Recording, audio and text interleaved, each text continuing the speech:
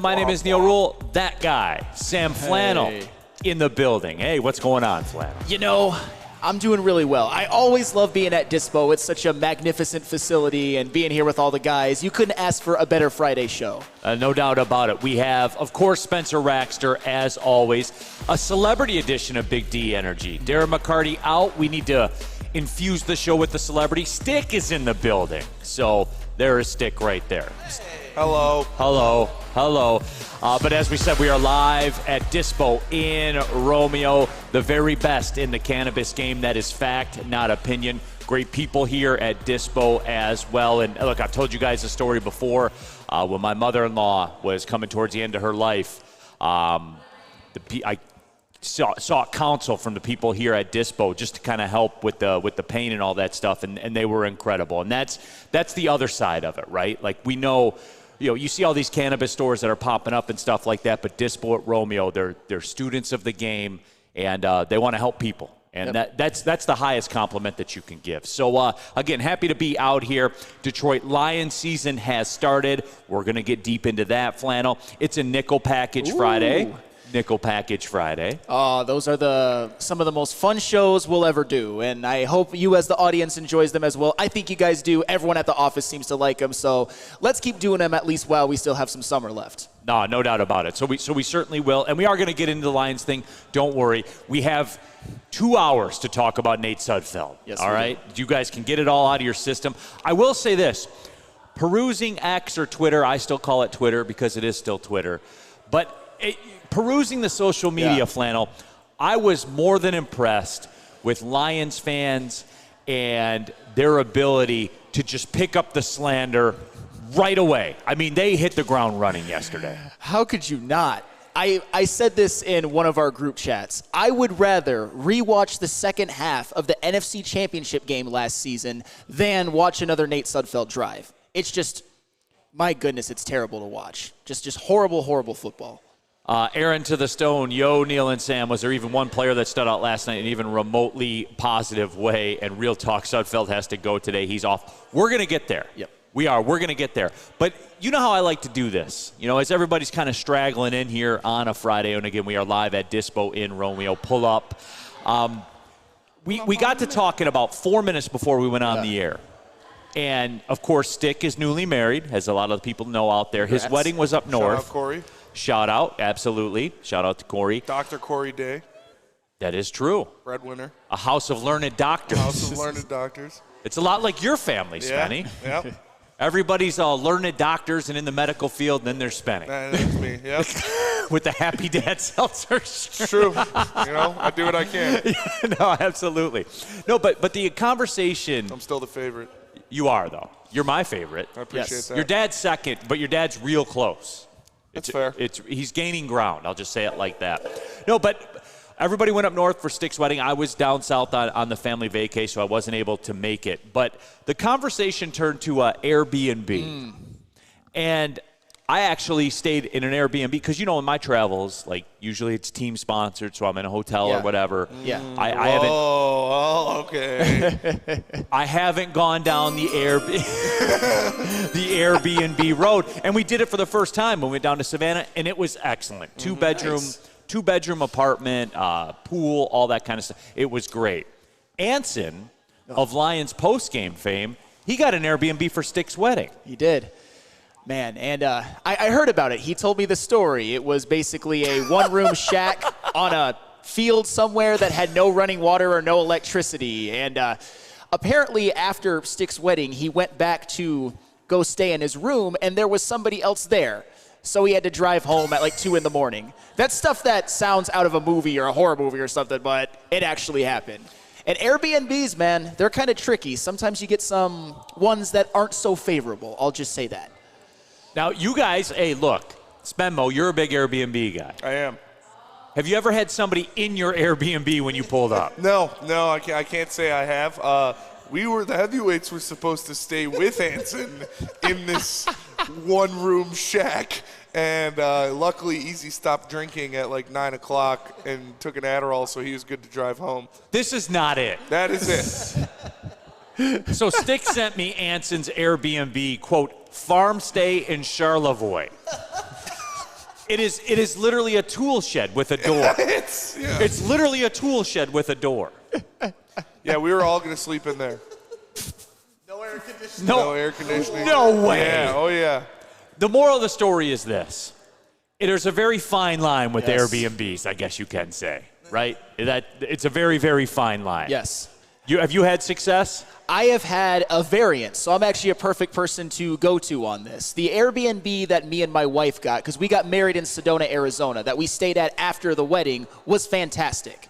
However, during this trip out east that me and my wife did earlier this summer, there was one Airbnb that was in this small little town in Vermont that I didn't realize had no TV. And then another one, there was like this little tiny TV in the living room, no really good furniture. And if you want another horror, not really a horror Airbnb story, I went to Nashville last summer.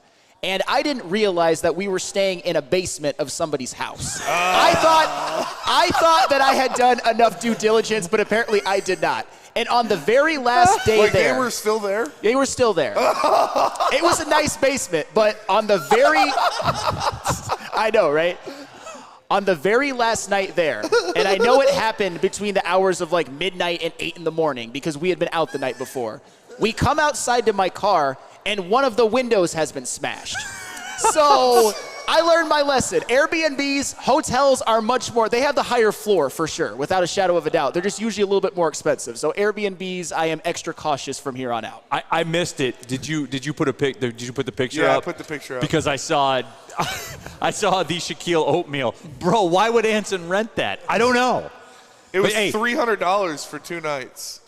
So it was $150 a night. Just get a hotel. Get a hotel. No, you can't in Charlevoix. Yeah.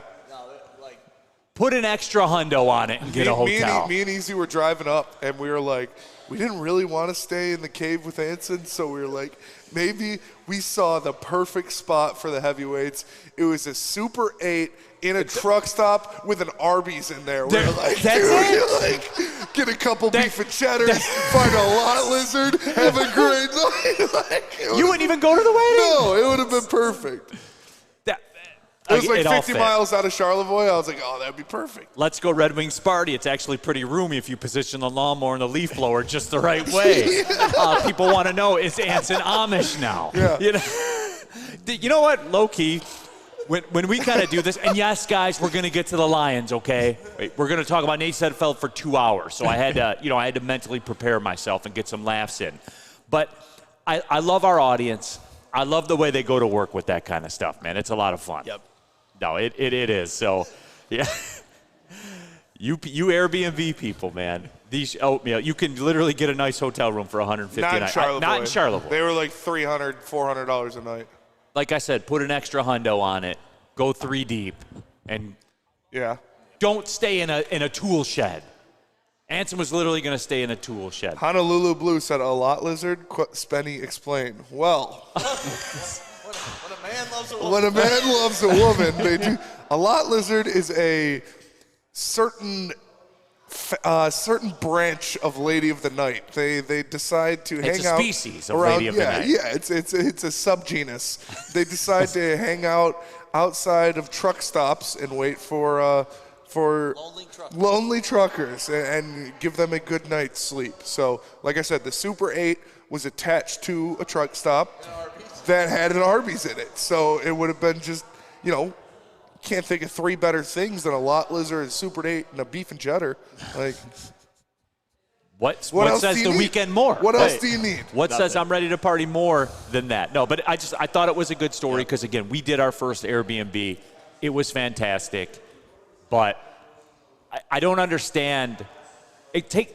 How can you end up in someone's basement of a house? How do you not know that? It doesn't say, hey, heads up, it's a basement of our home. We're going to be banging upstairs still. Right. Well, it was like a lonely guy. Like one, it was basically one guy. No, but he was all right. It was just, it was. Yeah. Could have been. And the thing is, here's how I got fooled, first of all. How did you get fooled, Flannel? Because the reviews were so fantastic. All you saw was how this guy was great, this place was quiet, all of that, and it said that it was a separate apartment, or like a separate apartment, and that's basically what I went off of, and it was affordable. I mean, it was Was it a good stay? Other than your car getting smashed? It was all right. There was just, like, the apartment was quiet.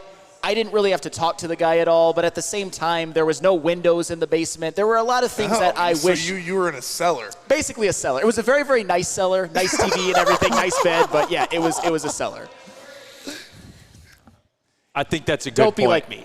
That's a good point to stop and take our first break and come back and get the Sudfeld slander ready to go, everybody. Get it locked, get it loaded. We're doing it when we come back. Detroit Lions, what you like, what you don't like. I know what I do like. I like being here at Dispo. Absolutely. Dispo Romeo, Detroit's #1 cannabis plug. We are here today at the location in Romeo. A cannabis mall has every single cannabis product you could possibly want. They got edibles, they've got weed, they've got I don't know, pre-rolls. I know a few things, but yes, come on out here to Dispo Romeo today and come visit us and get yourself the hookup. DispoShops.com, your local cannabis plug. To any Lady Jane's Haircuts for Men and claim your throne for a king's treatment from one of our talented stylists. Open 7 days a week, walk in anytime. Just get to a Lady Jane's today and receive a precision haircut, scalp massage, hot lather neck shave, and a hot towel treatment. A haircut should not be a chore. It should be an experience. And that's exactly what Lady Jane's has to offer. Open 7 days a week, walk-ins are always welcome. There's always a location near you. Lady Jane's Haircuts for Men, it's wicked awesome. Congratulations to the real Coach of the Year, Motor City Dan Campbell. Just put your head down and go to work. It's about to be fun, man. It's about to be fun. Woodward Sports. Woodward Avenue, the first paved road in America. Woodward Sports, the first sports network born in Detroit and made for Detroit. Back at it, Big D Energy, Woodward Sports Network, Neil Rule, Flannel Sam in for D-Mac. We got Spencer Raxter. We got, of course, Stick here in the building as well. And all of you on the Woodward Sports chat thread. What do you got, spending? Merch. Oh, merchandise. Yes, Yeah. That is right, by the way. Shop.woodwardsports.com. Get that merch. Get the Boot 'em Kids shirt. Get ready for Lions football. Get the Stoke Not Scared shirt. All of it. Shop.woodwardsports.com. All right, back at it, Dispo. As we said, all those same things still apply, Yes. by the way. They're all still in there. But no, let's get into it, Flannel. That's what the people want. That's what we're here to talk about today. Lions fall to the Giants 14-3. And after watching that game, Flannel, all I can tell you is the Super Bowl dream is dead. This whole thing is over. Back up the truck. We're done. Okay, that's obviously you're kidding. Obviously you're kidding, but here's the thing. If you want to look at some positives, which you could glean some from people who might contribute this next upcoming season or will contribute, I thought the secondary looked pretty damn good. You saw major playing time from Ennis Rakestraw and Amik Robertson. They basically didn't allow anything. You look at the first drive of the Giants of the game as the microcosm. Second down, Amik Robertson pass breakup. Third down, Giants throw a pass to the flat. Ennis Rakestraw just basically stuffs it. You didn't really hear Terrion Arnold's name at all because he was locking receivers up. That's all well and good. I certainly like to see that from the secondary, from guys you're going to see possibly starting. I also liked what I saw from Broderick Martin. I know we're going to get that a lot today, but he had a hell of a bull rush up the middle in which he provided the pressure that led to a sack. It was originally counted as half a sack, then it was taken away, but that sack was because of Broderick Martin. He had another quarterback hit, and he was generally looked like a disruptor. He's somebody that you needed to see something out of in preseason because he didn't really give you anything last year, that he can possibly be a rotational defensive lineman. There wasn't a whole lot that I would say is extremely positive. We'll get to it more when we do the nickel package, but those are two that stood out to me that actually matter. Greg72, my tiny house was stolen, Neil, in 2 different states. The tiny house. Alan W. Neil, since a mobile quarterback is required to win in today's NFL, I think we got our guy. Sudfeld scrambled for a first down or 2. And look, if you guys got some funny stuff you want to get into, feel free. Because, look, I will boil this all down. I guess we'll do the likes. What did you like? And then I guess next segment we'll do what you didn't like. What I liked the Broderick Martin angle that you talked about. I really liked Ennis Rakestraw. Yeah. Like he looked like he sought it out. Yep. You know what I'm saying? And God, really weird. The second coming of Jerry Rice, Malik Neighbors, he got in the game. I'm sure he had 10 catches for 160 yards, right? A couple touchdowns? No. 0.0. Weird. No, I was told by the New York media, like, this guy's unbelievable, and he's killing the Detroit Lions secondary. Well, and obviously, I think that Malik Neighbors is going to end up being okay. I thought it was a pretty good pick by the Giants, although a lot's going to depend on Daniel Jones. But given the fact that what we saw with him starting that fight with Kirby Joseph and it leading to a melee, seeing him get Joseph ending that fight. Absolutely. Kirby Joseph would have killed him if it were led to continue. Given all of that, it was a little bit nice, maybe a little bit petty to see Malik Neighbors didn't get any catches, especially since he might end up being their wide receiver one. There's a difference between him not getting any receptions for the Giants versus a guy like Caden Davis for the Lions. You expected to see something from Malik Neighbors, and you just didn't. You just hate to see it. Yeah, absolutely. Like, New York media's got me hating this dude. For real. For no reason. And, oh, by the way, Daniel Jones doesn't play, and he gets nothing. He gets nothing. You lose. But they tell me Daniel Jones sucks. He's And Tommy DeVito's the man. Oh, that's actually a good point because Tommy DeVito, you heard that loud ovation when he came into the game Yeah. when Oh. Drew Lock got taken out. Oh my goodness, you would have thought that Phil Simms re-entered the game, but no, it was Tommy DeVito. No, Steve Lehman. Now Sam Flannel knows how it feels to be one of his victims. I knew that was coming. That's a good one. That guy's 62. Sam doesn't know weed. Oh, because Narc. he was in it, yeah. Hey, you know who calls other people narcs? Narcs. Narc. That is true. Yeah. Being Sam's victim.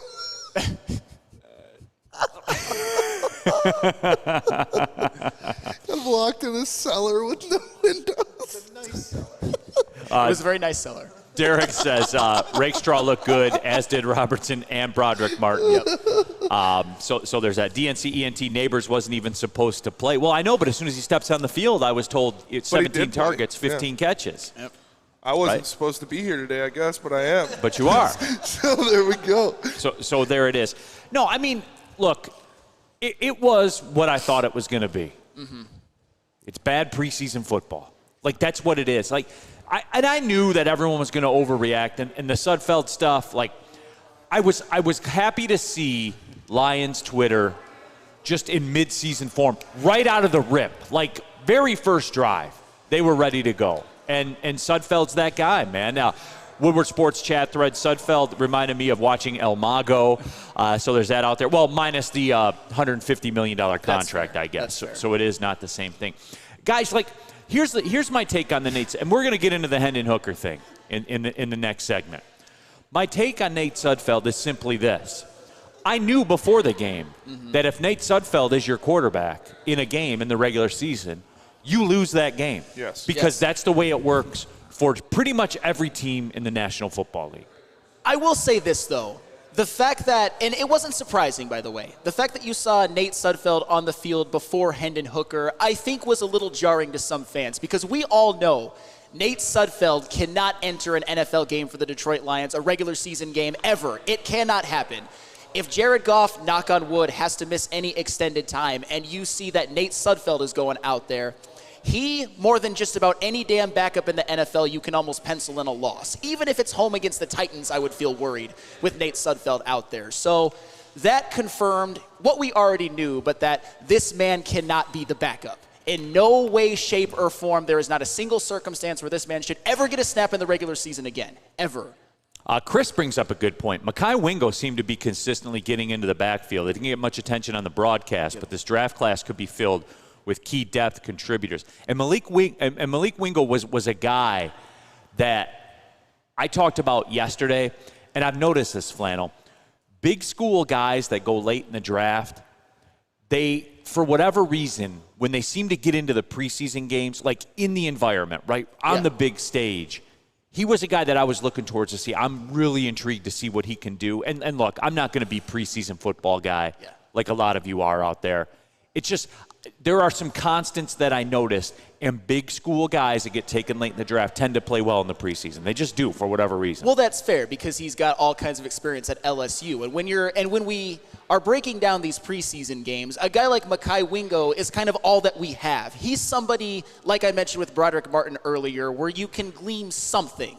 I'm not saying that it's any precursor to what he's going to be in the NFL, but if Mekhi Wingo looked like he belonged, that's all I really wanted to see out of our 6th-round draft pick, who I thought was actually a steal at that stage. No, absolutely. So, it is. There was some good things out there that we saw, certainly. Vaki looked pretty good. Yeah. Sion Vaki had a couple nice runs. Vaki was nice. He was kind of as advertised. Busted out a couple of big runs. But the quarterback discussion in the chat, man, it's wild. And I wanted to save it for the second segment, but I think it's time. I think it's time to go in on it, Flannel. Okay. So here's the deal.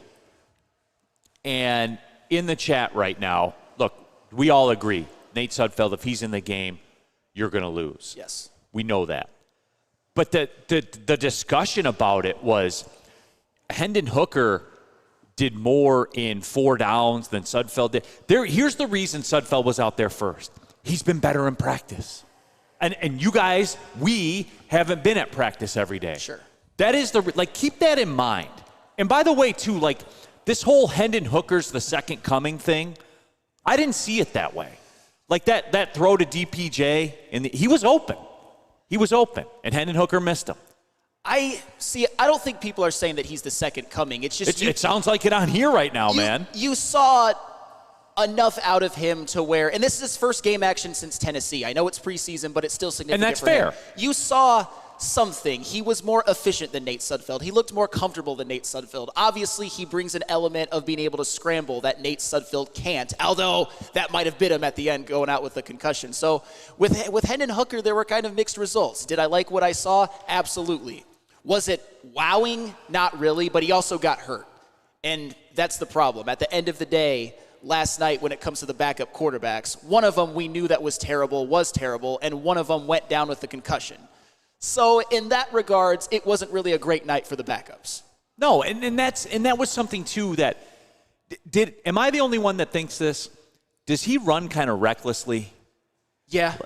Okay. Yeah. I just wanted to make sure because I know how this is going to come off already. Yes. And people are going to be like, "Oh, you're a Hendon Hooker hater" and stuff like that. He looks like a guy that hadn't played football in a couple years, and that's fair. I'll give him that. But to act like he walked in there. And, now granted, when you're starving and someone offers you a cracker, which Nate Sudfeld was hunger, hunger. Yes. Anybody could have come into that game, and you'd have been like, yeah, that guy's the dude and stuff like that. I didn't see the Hendon Hooker thing the same way everybody else saw it. Is it me? What is the deal with that? Well, the only question I would ask you, would you feel more comfortable with him as the backup going into the season than Nate Sudfeld? I think that's more the question the thing that Lions fans are holding on to. He didn't look terrible. He looked like he belonged to some extent. That's what I would ask you, Hendon Hooker or Nate Sudfeld? He's not going to win a football game for you either. Probably not this year. So, it's the same. I know it's not the same, but the end result in an NFL game. So, going into San Francisco, Jared Goff gets hurt in the first quarter. Who's winning that game? Neither of them. So, what's I have the more difference? faith in Hendon That's Hooker at San Francisco, though. I was about to say, that's at San Francisco. But this is where we're going now. And I'm wrapping it all back to this. The Super Bowl is the expectation. Yes. It is the expectation now. So these are the waters we're in. Right. So it's either Hendon Hooker can win you a game or you have to go get somebody else. That's it. Who are you going to get? Well, Simeon's the only one who's a reasonable option. Other than that, it's like Matt Barkley. Right. You know what I'm saying? Yeah, there's literally Trevor Simeon is the only backup quarterback available that you'd have to trade for Taylor Heineke. And I saw that in the chat, too. They said, I saw a mock draft where, do you give up a 7th-round pick for Heineke? And, I suppose if you wanted to go that route, but they're in the same boat. They're not in the business right now of giving away quarterbacks that can play. I think, though, that when you have Kirk Cousins and you have Michael Penix, do they really need Taylor Heineke? And I understand Kirk Cousins is coming back from Achilles and Michael Penix is a rookie, but Michael Penix was a top 10 pick. They invested a lot in him. And he also is a little bit of an older player who played last season, who I think is going to come in and be somewhat NFL ready.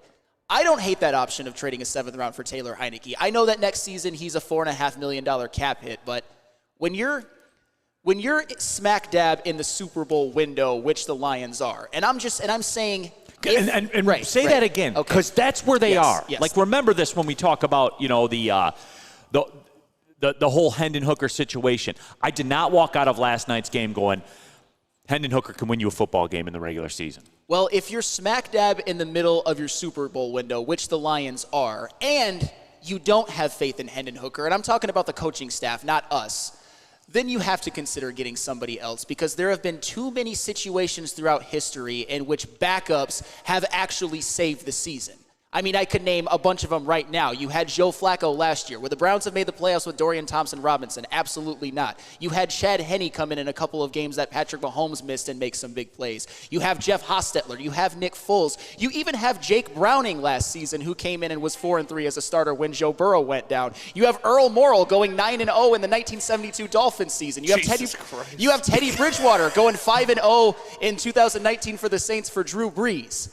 And I'm not saying you have to go get Taylor Heineke. What I'm saying is that if there's any question about Hendon Hooker being able to come back from that concussion before the regular season, if you don't He'll have... be back next week. Sure, and that would be amazing. And if you don't have faith that Hendon Hooker, even if healthy, can be a viable backup this season, you have to at least consider trading for a Taylor Heineke. You have no choice. And look, for me, again, because of what we just talked about, and DNC ENT says, no shit, Neil, San Fran had to play against any backup versus us, we lose. It's a backup. Right, that's my point. So this goes back to last year. This is a fundamental thing with me, where you had the Mazaways saying that they should give Teddy Bridgewater $8 million. Remember, that's a quote. That's a quote. And I was like, why? For what? If he plays, you lose. Like, that's the way that it is. So, I mean, for me, if this is what it is, I'm not really interested in giving up draft capital. If it's a seventh rounder, maybe. I don't like the money. I don't like the money for Heineke. That's fair. I don't like that at all. Heineke, though, he was a starter a couple years ago and actually played pretty well. He was a starter even on a playoff game against the Buccaneers in 2020. And I get it. Taylor Heineke, not necessarily going to be the savior. But if there are any questions about Hooker, it's something you have to consider, because I'm not concerned with a seventh-round draft pick. I'd be a little bit more concerned with the $4.5 million personally. I have faith that Hendon Hooker would be able to come in and win you a game. Fair. I do, because you look at it, he'd be playing behind the best offensive line in football with insanely good receiving threats like an Amon-Ra St. Brown, a Sam Laporta, a fantastic running back combo in Gibbs and Montgomery. He wouldn't be playing with the guys he was playing with yesterday. And if he goes out there and he has to do a Chad Henne play 2 series because Goff rolled his ankle and he's getting it taped up, I have faith that he'd be able to keep the ship afloat. I have more faith with a guy who has been in this system and has been with Ben Johnson and in this offense for a second year now than bringing in a guy like Matt Barkley. Like, if you want, people are saying Tannehill in the chat. To bring in Tannehill, you're going to have to pay him upwards of $10 million. No, that's not an option. Ryan Tannehill's not going to come in here and be the backup for $4 million a year. That's not going to happen. Right. So it's either Trevor Siemian or you get Matt Barkley or somebody like that. I'm more comfortable with a guy who's been in this system. You put him with the ones if he has to. I have faith that he could be able to get something done. And for the record, Spenny, I don't disagree with you. I've got more faith in Hendon Hooker than Neil does, although maybe a little bit less than you, by the slimmest of margins. My point is that if you are in the middle of your Super Bowl window, which the Lions most certainly are, and knock on wood, you can't have who you feel to be incompetence as a backup quarterback. Just in case, because I listed too many examples in which backups were actually important. I understand if there's something catastrophic with what happened to Aaron Rodgers last year, what happened to Tom Brady in 2008. I don't want anybody doing a full season, knock on wood, again. But for a couple of games...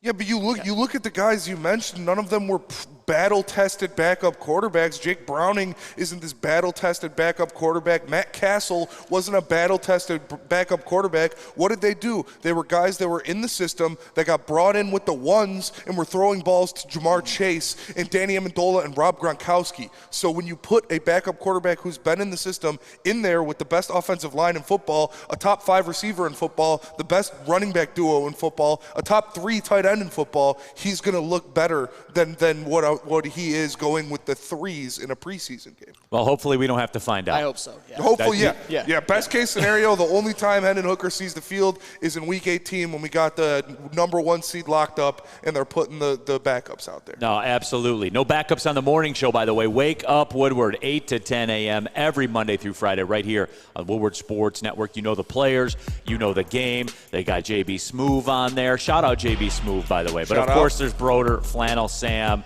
KG, Kool-Aid, my guy, are on there as well. We are Detroit's #1 sports network. Let me reiterate that to you. We are Detroit's #1 sports network, Woodward Sports. Planet Fitness, you can get everything you need for just $1 down. Try out Planet Fitness and dang, they got lots of equipment. Not me getting a Planet Fitness membership just for the 24-hour perk. Hey, y'all better get on these free fitness training sessions from Planet Fitness. Did y'all know that the PF app has workouts you can do at home? Cheapest therapy I can find is Planet Fitness. Join Planet Fitness today and get everything you need for just $1 down. $15 a month, cancel anytime. Deal ends Thursday, July 18th.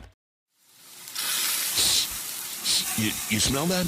That's Brad Holmes cooking. And the off-season smells good. Woodward Sports. Premier Pet Supply. Thank you to the Detroit Lions and Sheila Hamp for the best season in Lions history. Now it's time to let Brad Holmes cook.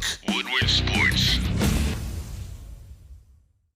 Premier Pet Supply is hands down Michigan's best pet store. Same prices at all the conveniences, the online and big box retailers, with one major difference. They're family and locally owned and operated for over 30 years. 60 brands of food and nutrition experts to help you. Same day local curbside home delivery. Premier Pet Supply. Give your pet the best. www.premierpetsupply.com. That's right, we got DJ Stick mixing on the ones and twos. That's right, give it up for DJ Stick. We're doing $2 Yacker Moms the next 3 songs out here at Dispo in Romeo. Dispo in Romeo. Big D Energy, Woodward Sports Network, Neil Rule, Flannel Sam in for D-Mac. DJ Stick here in the house. It's ladies' night tonight. Oh, my goodness. Spencer Raxter in the building, live at Dispo in Romeo. As we said, happy to be back out here. They are Michigan's #1 cannabis stop. There is no doubt about that. Woodward Sports chat thread. Tony Till 08, dude playing with the fifth string, LMAO, and you have a problem. Well, Tony, he's playing against the fifth string. Like this is the shit I am tired of already with the preseason stuff. Well, he's playing with the fifth string guys. Well, he's playing against the fifth string guys too. No, that's fair. One thing I did like, though, was he was able to avoid the rush a couple of times and scramble for some first downs. For a backup. And I know that's just tantalizing to everybody out there. No, I mean, it's something. We already know that the wide receivers that he was throwing to aren't necessarily the best, and that was his best shot to get a couple first downs, a scramble. And he couldn't hit Peoples-Jones in the end zone. That's fair. It was a bad throw. It was. It just was. And I know that everyone's going to get up in arms about that, because it just was. Mike says, why aren't we talking about the kicker? I was going to get there, Mike. It's a 2-hour show, yes. Mike. Yeah, Mike. Can you give me a second, Mike? Mike. All right. Lorena Rios, Hooker couldn't help but look good after coming in after Sudfeld. Johnny Klein, TK needs to stay on the roster this year. Spenny, can we talk about pulled in the catch? Yeah. Came back, caused a fumble. He did. After a turnover. Yeah. Flannel. I think Coyote had something to do with it. But no, here's the thing. Flannel. Do we call him Tom Beebe or Don Kennedy? Which one? Because it was the exact same thing, right? Any of you guys who are 90s football fans understands what I'm talking about. Leon Lett, no. You're so old, dude. I am.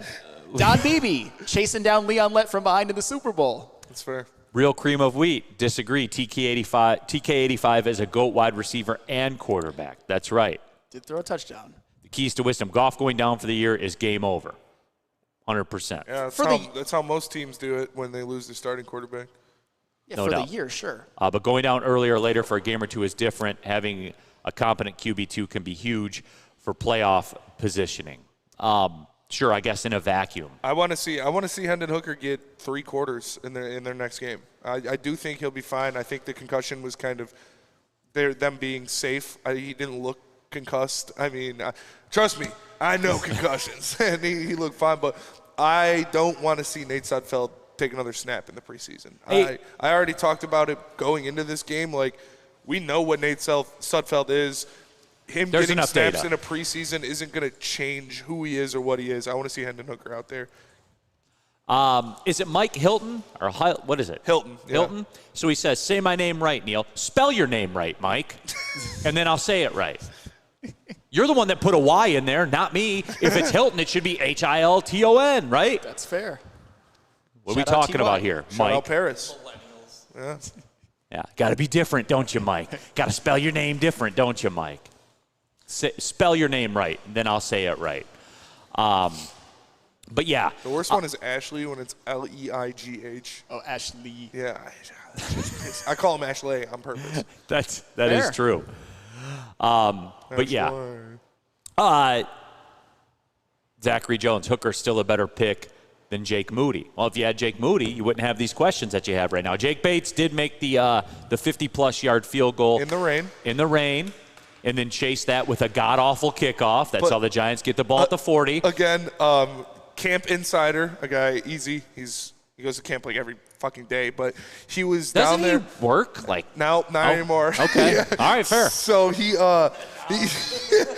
said that they practiced that line drive kick as well. Like, obviously, they're going to do more of the pop-up kicks, but they've been practicing that line drive kick. And if it would have worked, it looks like that's the move because they got him down at, the 4-yard line. So if you can get the line drive kick and have it skip inside the landing zone, it looks like that's the move for these kickoffs. And the risk-reward there is pretty high. Because when you do the pop-up kick, they still get it out to, the 35, 40-yard line. But if you do that line drive kick and it touches down inside the landing zone, you can get them down at the 5. Can we agree on this, that the kickoff thing is stupid? It is stupid. Yes. It is stupid. Like, I turned on the Hall of Fame game. More on that, by the way, in the sports media nickel package. I turned on the Hall of Fame game for a minute, and I watched it, but I didn't, watch it. Last night I watched it. Yeah.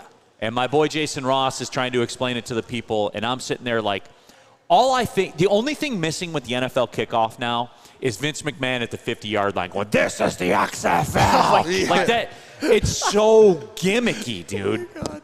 That reminds me of when the XFL, they were trying to promote themselves as serious football, and then Vince McMahon comes out and just at the 50-yard line. Yeah. They're serious. But anywho, no. I didn't love it either. It's not something that I really cared about coming into the year. I don't care as much about kick returns as some. Shocker. But it just seemed like if you do the pop-up kick, as Spenny was alluding to, I think the worst field position any team got was at their own 28-yard line, which is still pretty solid field position after you give up a touchdown. But why wouldn't you just boot it through the end zone and take the risk of them running it back for a touchdown out? I'll trade that for 7. You get it at the 35 or the 40, I think. I think the 35, right? Yeah. But the other one is the 40. We don't even know. If it's too short, you get it at the 40. If it's out of the end zone, I think you get it at the 35. I believe that's right. And you have to get it between the 20 and the end zone. Yeah. Yeah, so to pop it up, and I noticed what you noticed, and I went and looked at the other game that happened. People get it to the 30 at a minimum. Yes. At a minimum. Yep. So I'm just kicking it through the end zone without giving them the chance of returning it for a touchdown. I don't hate that. You know what I'm saying? So where are we? Right back where we were before. Yeah. Right? Where has my kickoff gone? I also didn't see an easier return, at least from what I've seen lately. I know it's very, very preliminary, but at the same time, maybe people aren't putting out their kick returner ones. So I'm just interested to see how it looks in the regular season. But the initial reactions with the Hall of Fame game and the Lions preseason game, I would say are, for me, negative. I think for most people, mixed, to put it nicely. The keys to wisdom, Spenny is wrong. Touchback to the 30, missed landing zone to the 40. Okay, even more reason. Oh, shit, a 5-yard difference. Then why would you? Yeah, oh, darn, I got it wrong by 5 yards. Yeah. Lick my butthole. The moral of the story is, kick that bitch through the end of the end zone. Yeah, then they get it at the 30. What are we talking about here? It's stupid. The kickoff thing is stupid. It's overly gimmicky. I think the NFL thrives on one basic concept. The more violent man wins. Fair. Absolutely. That's what the NFL's founded on. Yeah. Whoever's better at violence wins. Absolutely, and you still got to go get the returner. The thing that also is jarring about it is just how the kicker is on an island all by themselves. That was another thing that was weird. To look. It is weird to look at because you're used to all them on the line together, but it's the kicker, space bar about 20 yards, and then of course the gunners, and then the kickoff team and the return team. It's interesting. I don't love it though. No, it was. So Jake Bates made the field goal. Good. That's a good start. Yep. Like I said, didn't get used again after that. But again, more on that later. I saw people talking about that. How many times do we got to go over this, guys? This is what they do. This is part of the reason why the Lions are good now. You know what field goals do? They get you beat. They get you beat, Flannel. 2 of them does not equal a touchdown with an extra point. I don't care what you say. It does not. I understand that, but in the preseason, yes, we saw Jake Bates kick a 53-yard field goal, and even people who were a little bit skeptical, like myself, had to just give him a bow, give him his flowers, because that's what he's here for, to make those long kicks. But even in practice, even with the Detroit Panthers, he had some struggles, even with the ones you think are more makeable. So if you're a kicker, your number one job is, if you're kicking a field goal between about 30 and 45 yards, you basically have to just pencil that in as 3 points. You got to make those at damn near automatic. I would have liked to have seen Jake Bates make like a 35-yard field goal, at least at one point, when they had opportunities on 4th down in the preseason. I agree. I would have liked to see him get as many opportunities to kick the ball as he can in preseason. I understand Dan Campbell's philosophy during the regular season, but you have a kicker who's never kicked in an NFL game before. I want to see him get as many reps in a live game in the preseason as he can. Right, but you also have quarterbacks and linemen that haven't played in regular season games as well. Yeah, but your kicker is going to be a guy that's supposed to be playing in every game for you throughout the season. Like, he is the one player out there, except for Rakestraw and Arnold, that is going to be playing in every single game for the Detroit Lions. Right, but if he needs work, if he needs reps to make 40-yard field goals, then he ain't the guy. Well, he's their only guy. He's the only guy you got. He's the only guy on your roster. He's easily replaceable, though, too. Yeah, well, you got him for a 2-year deal. Right, but, league minimum, though, right? So, again, this is what they do. This is their identity. And for the people that were complaining about that, I don't know what to tell you. This is what this football team does. I support it. It's part of the reason they're good now instead of shitty. That's fair. I think they had opportunities to give Jake Bates some easier field goals. But shout out to him for making the 53-yarder in the rain outside. That's not nothing. That's actually very much something. DNC-ENT Neil, it was this kickoff or they were getting rid of it completely. I don't get the outrage. It's this or nothing. Then I choose nothing. I would rather have nothing. Because you're still better off kicking the ball through the end zone and giving it to him at the 30. That's fair. Convince me. Convince me it's not. Convince me it's not. If we're going to do it like this, I have no problem with him getting rid of the kickoff. So that's what it is. Mike O. Hey, Neil, stop hating on us Mikes. Well, Mike O., you are a Mike. M-I-K-E. You are not Mike A., like Mike A. Hilton is. Mike A.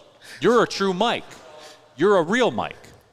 So there's that as well. Tell about Lady Jane's. Absolutely. Lady Jane's open 7 days a week where you can get all of the haircuts. Every single one of us on this show get our haircuts at Lady Jane's, and we all have satisfactory experiences every single time. You get your haircut, you get a hot towel massage, you can get a shave, pretty much whatever you want with one of the excellent stylists. So pop into Lady Jane's. You can walk in, you can make an appointment anytime, 7 days a week. It is wicked awesome.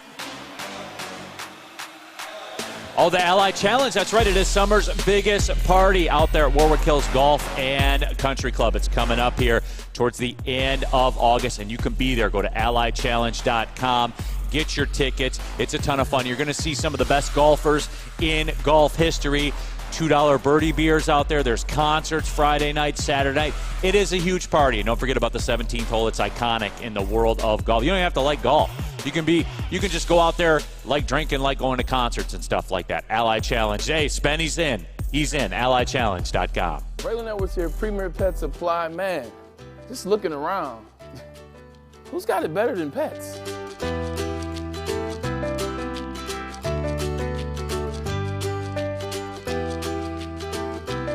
Come on, a baby stroller for Coda?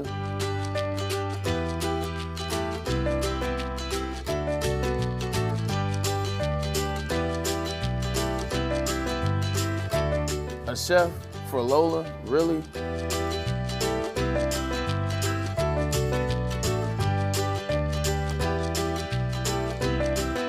You don't have to tell me who the real boss here is.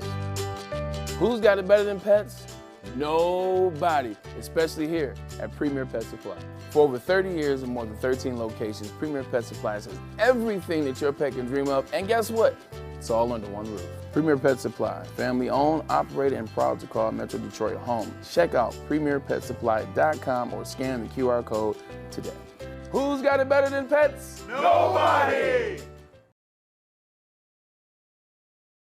Solutions from real experts. Our professional technicians take the time to recommend your security and automation solutions. And you know what the best part about Guardian Alarm is? I go around town, I see on businesses, I see even on houses protected by Guardian Alarm. So if we can use it at Woodward Sports, all these other places can use it, then you should use it too. They are the best in the business and one of our OG sponsors. So you can give them a call at 1-800-STAY-OUT. That's 1-800-STAY-OUT. Guardian Alarm, your local security experts. All right, keeping it pushing, Big D Energy, Woodward Sports Network. We're live at Dispo in Romeo. My name is Neil Rules, Flannel Sam in for D-Mac. We got DJ Stick here in the house as well. Yeah, in the chat, Dirty Dr. D. Yo, Stick, spin that shit. Hey, Spencer Raxter. Nice. Spencer Raxter in the building as well. Great transition. That was fabulous. It's elite, man. People don't understand. Stick's a Detroit Detroit media icon in this town, man. They don't even know.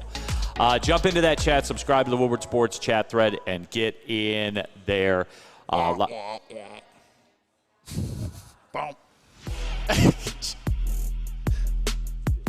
that beat, Stick. It's Drop kind of that a banger. And look, guys in the chat right now, I don't have the energy to do the fourth down debate right now. I don't. It's proven it's what they're going to do. Just like Stick's going to drop that beat, they're going to go for it on fourth down, and I'm here for it. They are. I love it. The keys to wisdom, 0 for 4 on fourth down. If you punt, then take 3 field goals. We win 12-10 or we win 12-7. Okay. It's the preseason. It's the preseason. Come on. Yeah, because it's a direct comparison. You're right, keys to wisdom. All the variables are the exact same. You're right. You're comparing likes to like. All right. Nickel Package Friday. You guys ready to get into it, man? Spenny, you ready to go? Oh, yeah. Preseason nickel package, Lion style, Spenny. All right, first question of the Lions nickel season. Spin that beat, Stick.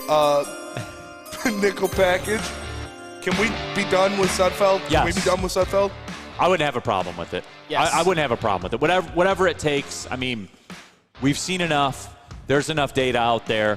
We know what he is. Most importantly, we know what he isn't. And, yeah, it's probably time. Yes, done. Out. Nothing more needs to be added to that. That's fair. Okay, cool. Next question of the Lions preseason nickel package. Are we concerned about the tackle depth? Offensive tackle. I'm not probably as much as a lot of people are because I operate under a very basic premise, not only in the preseason but really with sports in general. If the guy goes down, you got problems. That's it. You just do because they're not as good, because they're backups. That's fair. If you're asking me, which you are, I would say that if Dan Skipper needs to fill in for a couple of games for Taylor Decker, I'm relatively comfortable with that. We all know that if Panay goes down, knock on wood, we're screwed, at least in terms of making up his production, but he's been relatively durable. But Dan Skipper, he's an okay backup offensive tackle, and hopefully you only need one at a time. The keys to wisdom. Jake Bates needs to kick too. He does every day in practice, keys to wisdom. Dan was very bad last night. Okay. All right, keys to wisdom. Yeah. So who's the next coach? According to keys to wisdom, who's the next coach? 313. Dan Campbell's out. Keys to wisdom was the GM. Dan Campbell will be fired today. Pete Carroll tomorrow. Yep. Bring him home. Bring Belichick. Pete Carroll home. Belichick, yeah. All right, next one. Next question. Should Sion Vaki be running back 3?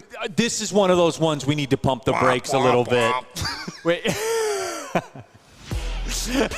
We need to pump the brakes a little bit. Did I like what I saw from Vaki? Of course. Who didn't like what they saw from Vaki? But people were quick to throw Craig Reynolds in the trash a little bit there, won't they? Craig. Weren't they? You know what? I Weren't am going to throw Craig Reynolds in the trash. And I like him. I understand that he had some moments last year. He had a touchdown against the Buccaneers, and he had that big block. However, you've got Monty, you've got Gibbs. If you're going to have a running back 3, I want somebody in there who can be that spark plug, who can give you those explosive runs, which he did in college and which he did last night in the preseason game. Maybe not explosive, but he showed some burst and some shiftiness. No, I just think his ceiling, you put him at running back 3 because you're probably not going to need him for that much anyway. No, and it gives you some versatility because he can play defense as well. Yeah, of course. I figure you wouldn't like Vaki. Why not?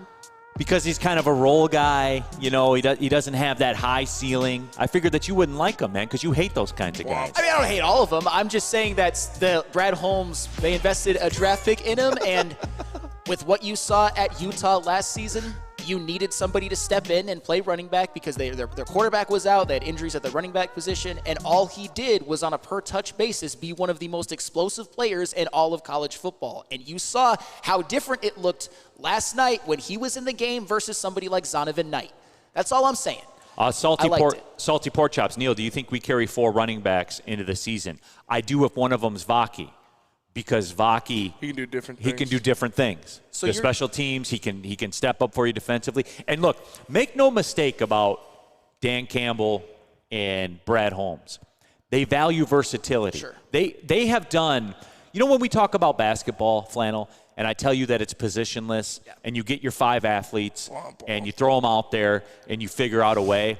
I think that the Lions have taken that approach to rostering an NFL team. If there is a dude that maybe at a running back spot isn't as talented as a Craig Reynolds, they will keep him as a running back spot because he can play defensively, because he can play on special teams. Those are valuable things to have because people are going to get hurt. So you're saying keep Craig Reynolds and Sione Vaki. Yes. Maybe not throw Craig Reynolds in the trash, but keep that. I can roll with that. I don't hate Craig Reynolds at all. I just like to see Sione Vaki get more carries than Craig Reynolds, if need be. 71 Madcap, preseason overreaction, gotta love it. Yeah, you do. Tactile Puma. Every preseason's like Groundhog's Day. Everyone forgets third stringers are third stringers for a reason. Steve Lehman, Spenny gets explosive runs sometimes. That's true. Jesus. It's true. Depending on the course of the game. Yeah, it depends how it goes. Maybe I had my buffalo wings early. You know, maybe at halftime you get some explosive runs. Next question of the nickel package. It's kind of – I can't even see it. It's my printer didn't work. Do you want the starters to play? Oh, yeah. Do you want the starters to play at all during the preseason? No, because – and I forgot to give this too. My biggest takeaway, like what was your impression? Because these are tied together here. I did not like yesterday. I did not like the attrition that they suffered. I don't like it. I hate preseason games. I hate them. I don't want my starters anywhere. I don't have to wonder if Penei Sewell can play. That's fair. And think about this, and I'm not trying to be morbid or anything, but just imagine if Connor Barwin was even Dan Skipper. Imagine if David Bada was Broderick Martin. We'd be feeling pretty bad right now. 100%. And prayers to those guys. Hopefully they can come back well. But even Antoine Green and Hendon Hooker had head injuries. I don't know how severe that they are, but even those guys, those are guys that might be more important moving forward. I'm not saying that Hendon Hooker is going to get significant playing time, but Antoine Green, maybe he's battling for a wide receiver spot, and he's going to miss at least some reps. It was a pretty injury-filled night. I didn't like it. I hate them. They are purely a cash grab for owners because for those that don't know, you pay regular season ticket prices for those preseason games, and you have to buy them in order to buy preseason tickets. That's the hustle. That's why they're never going to go away, but I do hate them. All right, fifth down. All right, fifth down. I can't read it either because my printer didn't work, but I'm just going to make one up. Did you like what you saw out of Ennis Rakestraw? Yes, very, very much. Should he start? I'm not at camp every day, man. So I'm the wrong dude to ask that based off of what I saw last night, however. And here's the deal, Flannel. I have to be consistent. If you're counting on hitting a rookie cornerback parlay, like when I say it out loud like that, because that's what it is, I'm of the camp that you are in trouble if that's what you're counting on. But I will say this. The first test for Rakestraw, he passed because he looked confident. As I said, Flannel, he sought it out. He was Rakestraw Island, and I get it. It was Rakers Island. Rakers Island. It was on the Giants' backups for the most part, so I'm not going to look too much into it, but he definitely looked the part. And given the fact that Emmanuel Mosley went down, seeing how Ennis Rakestraw looks in preseason, I'm a little bit less inclined to think that there's a problem where maybe you need to get on the phone with a free agent or something like that. But it still is that rookie parlay. There are a lot of islands like that, from what I understand. I talked about it. We talked about it on heavyweights yesterday. I said Rikers Island. It's because you're on an island and there's literally a prison, so you're locked up. Yeah. Rikers Island, you know. Epstein Island. Ooh. Hey, now, there's a lot of islands like that. Diddy's probably got an island somewhere. Real cream of wheat. Rake did show a lot of versatility. I think he played every backfield position yesterday. And that was lost, by the way. I didn't hear people talk about that. They did sprinkle him all over the field. Boy, versatility, huh? Versatility. He did it in Missouri. He played some slot in Missouri, unlike a lot of other corners who were in the first or second round. And I think that's one of the things that was appealing about him to Brad Holmes. And you saw it in the preseason game, and everywhere he looked, he inserted himself very, very well. No doubt about it. Swiss Insurance. They assert themselves very well as well. Mark at Swiss Insurance. Call them if you need any help whatsoever. You can go to their website at swissinsurance.com or give them a call. It's Swiss Insurance, where assurance is essential. The Great American Chevy Week is back and bigger than ever at Feldman Chevrolet. Choose from the largest inventory of award-winning Chevys, all priced to move for the biggest week of the year. Get this 2024 Silverado for only $213 a month, or this 2024 Equinox for as low as $249 a month. Feldman takes the Great American Chevy Week to another level. Feldman Chevrolet, Michigan's #1 Chevy dealer. The Ally Challenge presented by McLaren is back August 22nd through 25th at Warwick Hills and Grand Blanc. Be there for PGA Tour Champions Golf, Family Night, concerts, and more. Tickets start at just $15. Get yours at allychallenge.com today. Woodward Avenue, the first paved road in America. Woodward Sports, the first sports network born in Detroit and made for Detroit. Neil Rule here for the people that are putting the youth back in youth sports. That's right, the Boys and Girls Clubs of Southeastern Michigan, 3C football and cheer leagues. And guys, this is a great concept they have going on. Bunch of different spots around town, Belleville, East Point, etc. Just $175, and your kid can play youth football, transportation, meals. That's all provided as well, guys. And all of it for a chance to win a championship at Ford Field. As we talked about, there's a cheer league as well, so all the options are out there and represented. 3C, Boys and Girls Clubs of Southeastern Michigan, putting the youth back in youth sports. All right, keeping it pushing. Man, we're on hour number 2 already? Damn, okay. Little nickel package Friday. If you missed the first hour of the show, we had our preseason reaction. You can get there as well. DJ Sticks here in the house on the 1s and 2s. Spencer Raxter's here. He's vibing. Sam Flannel in for DMAC. My name is Neil Rule. Mike Hylton. I hate Neil. Well, Mike, I hate Hilton Hotels now because you're passing off your name as a Hilton, and it's not. So I'm going Team Marriott all the time now, just because of that. Fair. So, yes. I'm a Westin guy. I've never stayed at the Westin. Get you and your best friend at the Westin. I've never been to the Westin. You can do that. I stayed at some kind of Marriott. I think it was like a step up from a Marriott, a step down from the Westin. They had fresh, hot cookies at the door when I walked in. They gave me a free cookie. It was really good. I had like 4 of them. Smash Fest. Yeah, delicious. No doubt. But it is Nickel Package Friday. As we said, we just wrapped up the Lions preseason Nickel Pack. You want to jump into the league? Let's jump into the league. I'm excited for this one. The league. All right, the first question of the NFL Nickel Package. Jerry Jones said, I don't have an urgency to sign CeeDee Lamb. How big of a circus are the Dallas Cowboys? I love it. And you have the media out there just like swarmed around Jerry Jones, and he's chasing it, and he's going after it. I would say that, yes, Jerry, you do have some urgency to sign CeeDee Lamb because every minute you wait, he costs you more money, just like Dak Prescott. But guess who knows that? CeeDee Lamb knows that. So, again, I love it, Flannel. Inject this cowboy circus into my veins. I can't get enough. It absolutely is a circus because nobody's locked up for a long term. Dak isn't, CeeDee's not, Micah isn't, and CeeDee Lamb. What are you going to do if you're the Cowboys if you don't sign CeeDee Lamb to a long-term deal? You're effed at that point. Who do you have as wide receiver depth? Do you expect Dak Prescott to be that kind of a force multiplier that he makes all of those other guys better? No, he needs CeeDee Lamb. The Cowboys need CeeDee Lamb, and the longer that this goes by, the more he will cost the team, the higher cap it he will be. So, yeah, the Dallas Cowboys are exactly the opposite of the Lions right now. They are a circus. Jerry Jones loves the show, and that's just how it is. Mike Hilton, Sam, greater than Neil. Mike O, greater than Mike Hilton. That's fair. And if you guys haven't seen the cinematic masterpiece, Tony Hawk's Boom Boom Sabotage, the Cowboys are like the circus people in that, while the Lions are like the skateboarders that Tony Hawk is a part of. So check that out if you haven't seen it. Great movie. It's free on YouTube. Ryan's reaction, Neil, it's getting more and more likely the Cowboys don't re-sign Dak. They don't have a choice. Womp, womp. They don't have it. What are you going to do, Flannel? Be a 5-win team. If you're Micah Parsons, you re-sign in there? Nope, absolutely not. For Trey Lance to be your quarterback? Actually, I would if I was Micah Parsons, because that means you can get so much money. So much money. I suppose if those are his motivations, sure. Yeah, they don't have a choice, but Dak Prescott knows that. So if I'm Dak Prescott, I'm not signing either. I'm taking it right down to the end. $60 million a year quarterback. Second down. All right, second down, second question of the NFL Nickel Package. Will the Jets win the AFC East? No. Yes. No. Yes.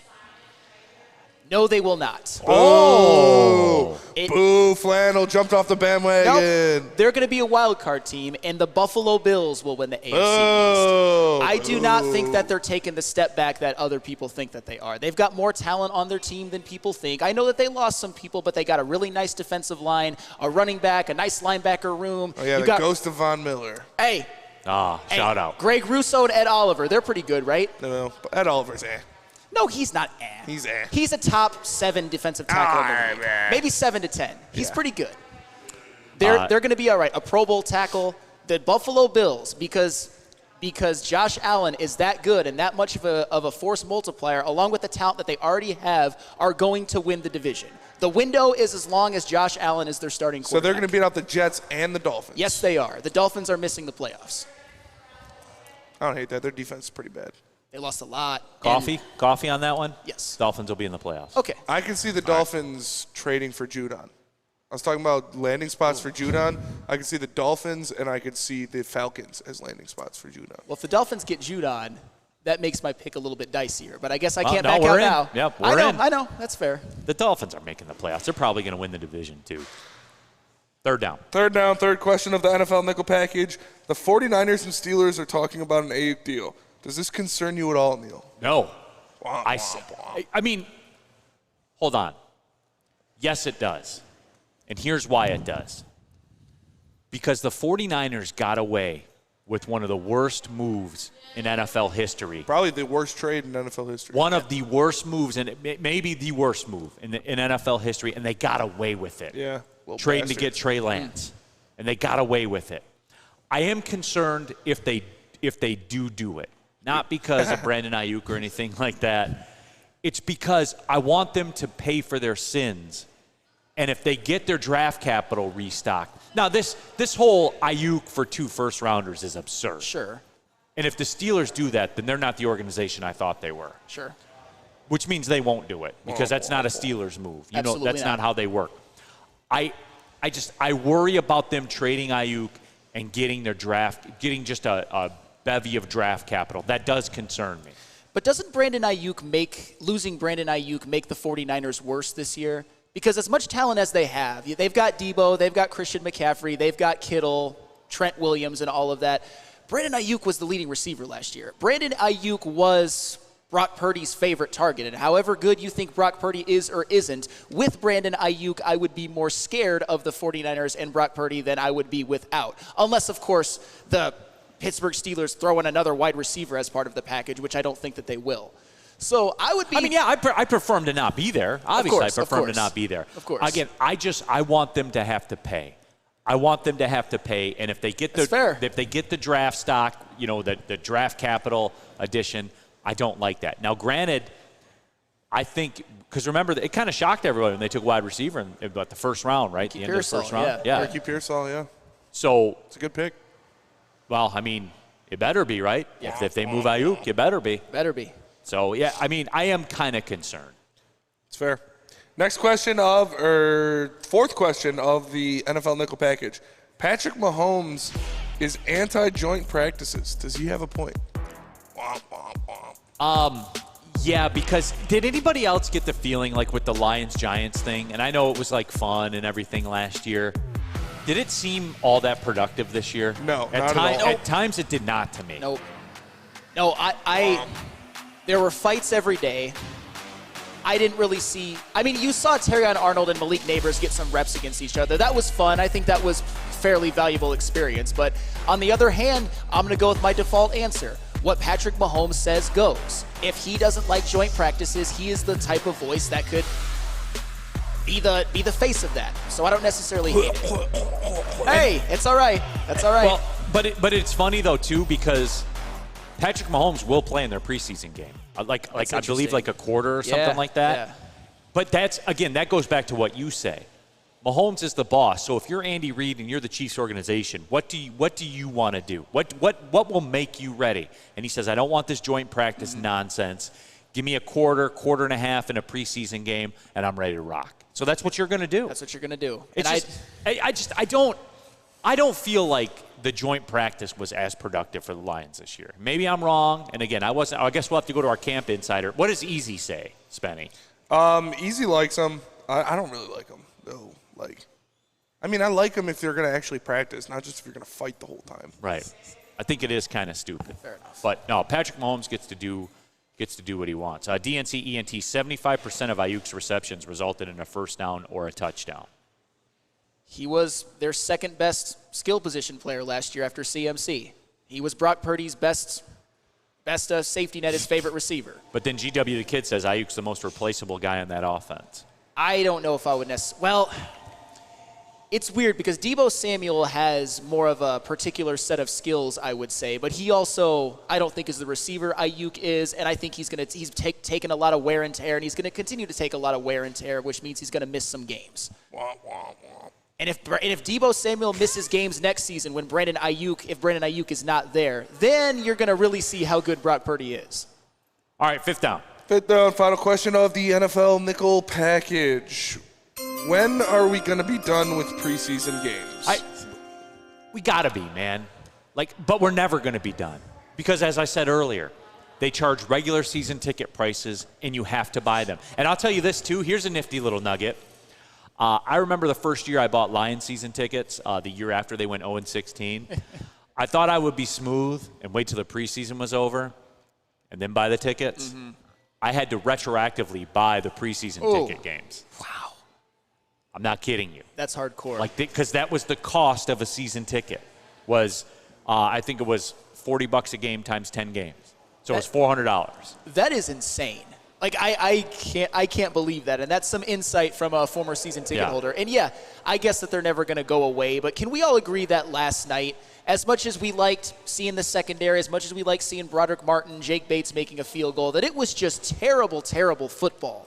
There were times where I wanted to turn away so bad, but in order for me to be good at what I do, I got to make sure that I keep watching. It was not a fun watch at all. DNCNT, so you don't want preseason games, you don't want joint practices. Okay, Neil, tell me the path. Yeah, play 18 games. I don't love that either, but that's where we're going. Play 18 games. What are we talking about here? You know how much more you can charge for a television package? I know, but I want the record books to have some. Well, that's dead, Flannel. That's dead and gone. I'm a numbers guy. Come on. I like records. Adjust your game then. You like preseason records? No, I don't want teams to play 18 games. To where you can rush for 55 yards a game and get 1,000 yards. That's all. Day Juice in the chat, pinned up at the top. Womp, womp, womp. The keys to wisdom. Need the preseason games to give those roster-filling guys time to pick the right ones. Keys to wisdom, that is the most overrated thing in sports. They know the roster already. Something that happens in a preseason. You're sold that because they want you to watch them. You're sold that it has no bearing on what happens. Well, if that were the case, then Isaiah Williams is your wide receiver 4. No doubt about it. It's over. It's done. Donovan Peoples-Jones made the most explosive catch of the game. Those guys are it. Caden Davis, Tom Kennedy, all go home. That's what it is then. No, it's based off of practice that they do every day. I understand, yes. That we're not privy to, except for Easy, who's an insider. Yeah, he's there every day. He's there every day getting it in. So that's it. That was it, right? That was it. That was it. Okay, yeah. But hell, we did a good job with that one. Cool. Tell them about Mark White. Mark White. I will, because if you are buying a new home but feeling the financial pinch, Mark White and Associates can help you. They will pay up to $5,000 of your closing costs. That's right, I said $5,000. All you have to do is call Mark White at 248-290-8242 or visit markwhitesells.com. Mark White and Associates, they'll make your dreams come true. So just to get the heated steering wheel, I also had the spring for the bigger rims. Yeah, that's how they get you. Those upgrades will cost you an arm and a leg every time. Hey, new car crew, how'd it go this weekend? I got a great deal on mine. How? I went to Randy Wise, not those other guys. They got me in a great new ride, and they didn't break my budget. Hey, could you pass me the sugar? How? Never mind. He made the wise choice. Yep. Make the wise choice at randywisechevy.com. The Ally Challenge presented by McLaren is back August 22nd through 25th at Warwick Hills and Grand Blanc. Be there for PGA Tour Champions Golf, Family Night, concerts, and more. Tickets start at just $15. Get yours at allychallenge.com today. Enough Detroit sports. Make sure you listen to Ermanni and Edwards with Maz next, 2 p.m. to 4 p.m. on the Woodward Sports Network. Feldman Chevrolet in Novi. They are Michigan's #1 Chevrolet dealer. But did you know there's 18 Feldman Automotive locations? Yes, there is. Go to feldmanauto.com. Any kind of car you want. Ford, Kia, whatever it is. Feldman Auto has you covered. The very best car buying process in the game today. Sam Flannel knows he bought a car from there. It was so easy, Sam Flannel could do it, and you can too. And don't sleep on the service department. They're goated, man. They keep it humming out there. FeldmanAuto.com, the best in the game.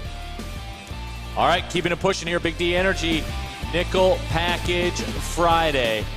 And Sam Flannel in for D-Mac. And we also have, of course, Spencer Raxter in the building. DJ Stick on the ones and twos. Womp, womp, womp. He's dropping that beat. And he's mixing it. Yay, yay. Womp, womp, womp. But happy to have you guys with us. Subscribe to the Woodward Sports YouTube channel. Like tens of thousands pushing towards 100,000, as a matter of fact, of you. Hey. There. Hey. This is what Justin's listening to in the Poconos right now. Oh, yeah. Justin in the Poconos. Yeah. Element, where the logo has the E sitting inside the L. Because of course it does. Yep. It was never not going to have that.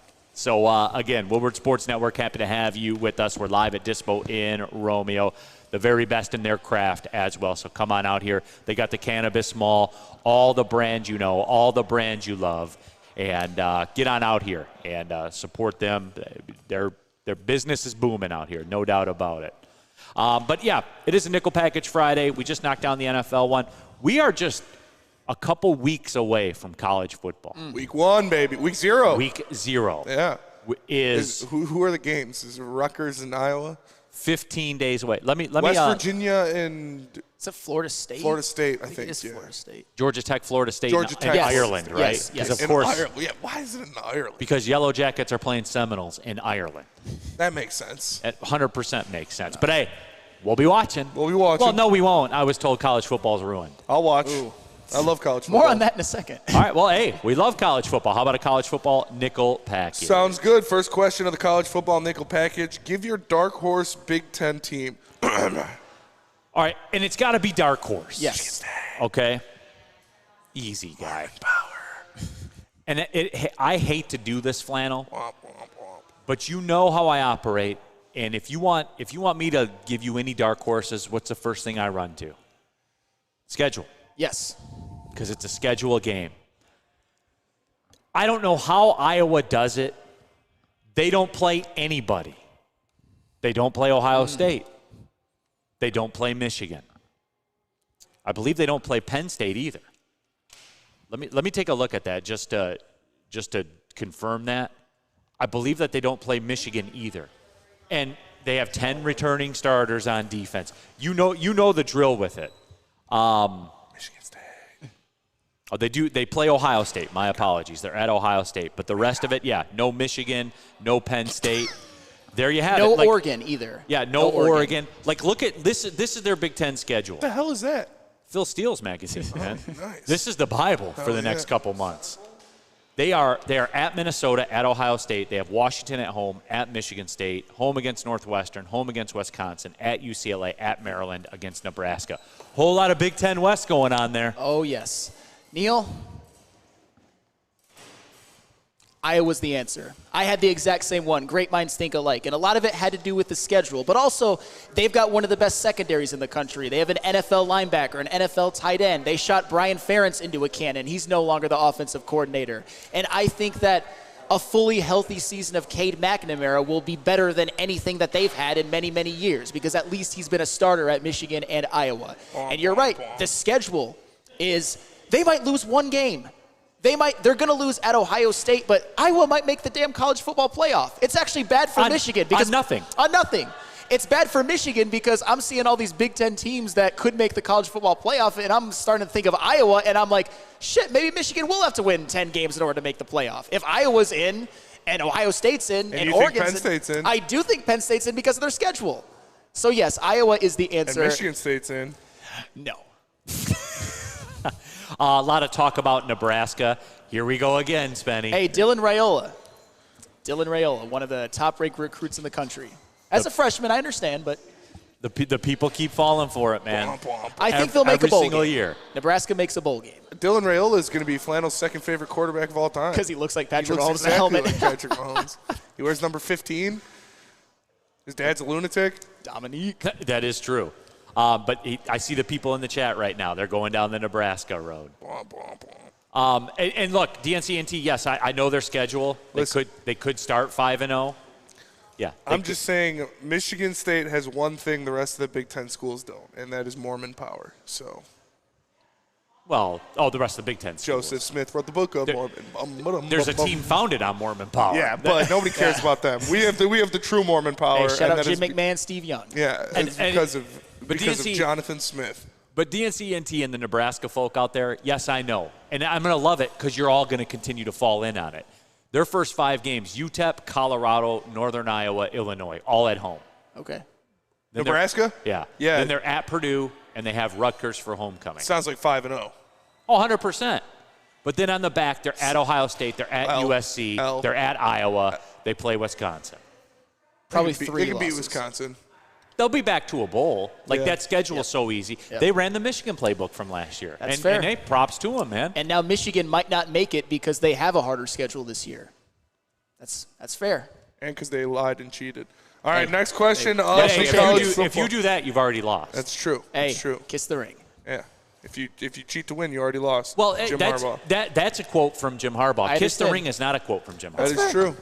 All right, next question of the college football nickel package. Do people still think that college football is ruined? Yeah, 100%, right? That's what I can tell, for real. I can tell, and I told the story when I did the show with Sean. I got on the plane to go on vacation, and that my Phil Steele magazine, they're not a sponsor or anything, but Phil Steele's magazine is the best college football tool that there is out there. And I cracked it open for the first time, and it all felt right again.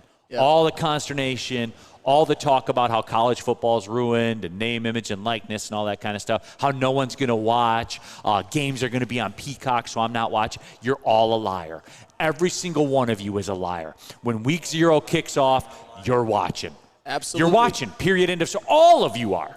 There is no better atmosphere than a college football stadium on a Saturday afternoon. There's no better game day experience, as Sean Belegian said, than being on a campus Saturday afternoon before a game, going into the big house, which I will be doing multiple times this year. I understand. It's going to be a little bit weird seeing Dylan Gabriel and Will Howard and Tyler Van Dyke and Will Rogers in the Big Ten. You're going to see that all across college football, at least for the foreseeable future. But come game day, there is nothing better than a college football experience. What do you got, Sick? I'm the guy. I'm the guy you're talking about. You're going to watch. I don't care about college football. But you're going to watch. And I care even less now than I ever have. And I will watch because... Okay, thank you. Thank you for playing DJ Stick. Thank you. Now go back there and drop a beat. Now here's the deal. I may have it on in the background, just like I do, the what is that?